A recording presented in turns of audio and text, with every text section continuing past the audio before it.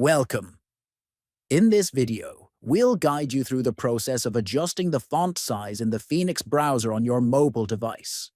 Whether you're looking to make text larger for better readability or smaller to fit more content on your screen, we've got you covered. First, open the Phoenix browser on your mobile device. Next, tap on the profile icon located at the bottom right.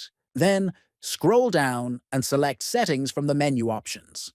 Then, in the Settings menu, tap on Font Size to proceed. Finally, you'll see a slider that allows you to adjust the font size. To increase the font size, slide the control to the right. To decrease it, slide to the left. Release the slider once you've set your desired font size. The changes will take effect immediately, enhancing your browsing experience. If you found this video helpful, please consider subscribing to our channel, liking the video, and sharing it with others. Thank you for watching.